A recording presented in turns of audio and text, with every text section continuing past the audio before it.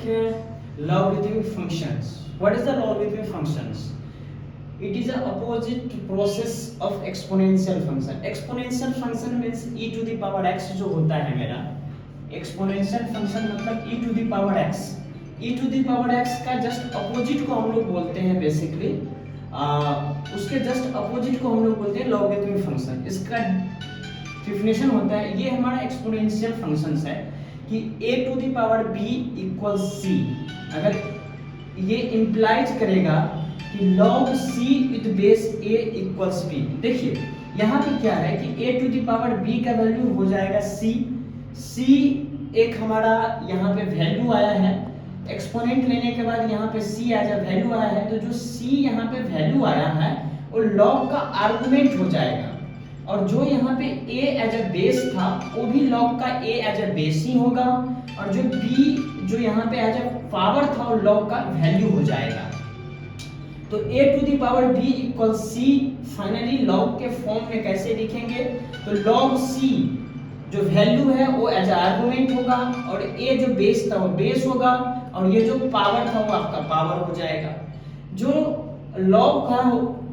log function है उसका जो डोमेन होता है वो होता है 0 टू इन्फिनिटी। 0 इंक्लूड नहीं होता है, और इन्फिनिटी तो इंक्लूड कभी होगा ही नहीं। रेंज इसका होता है all real number minus infinity से इन्फिनिटी। अब देखिए अगर यदि 6² इक्वल्स 36 लिखा है तो इसको log के फॉर्म में कैसे लिखेंगे? तो 6 टू द पावर 2 इक्वल्स 36, तो जो इसका वैल्यू c होता था 36 उसको यहाँ लिख दिए, और जो ये बेस था वो बेस रखे, और ये जो पावर था वो इसका हो जाता है वैल्यू। तो log 36 विद बेस 6 इक्वल्स हो गया 2, 100 विद बेस 10 इक्वल्स हो गया 2, 3 टू द पावर 3 इक्वल्स 27, तो log 27 विद बेस 3 इक्वल्स हो गया 3। अब देखिए log 2 विद बेस 8 का वैल्यू क्या होगा? तो हम लोगों को देखना है कि 2 पे कितना पावर रखेंगे कि 8 आ जाए।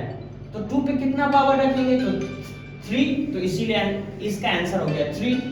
5 पे log 125 विद बेस 5, तो 5 पे कितना रखेंगे पावर की 125 हो जाएगा, तो वो होगा 3। अब ये है log 1/9 विद बेस 3, तो 3 पे कितना रखेंगे कि ये 1/9 हो जाएगा एज अ पावर, तो 3 पे -2 रखेंगे। वो कैसे देख लीजिए, अगर 3 पे -2 पावर रहते हैं तो पावर रूल से ये हो जाएगा 1/3², और 1/3² को लिख सकते हैं 1/9, तो हमको 1/9 चाहिए था, इसीलिए इसका हो जाएगा वैल्यू -2। log 1/3 विद बेस 9, तो 9 पे कितना पावर रखेंगे कि 1/3 हो जाए?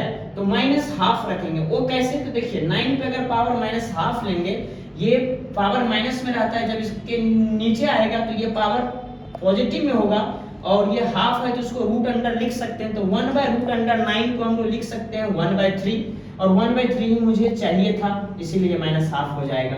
यही था हमारा log फंक्शंस का बेसिक।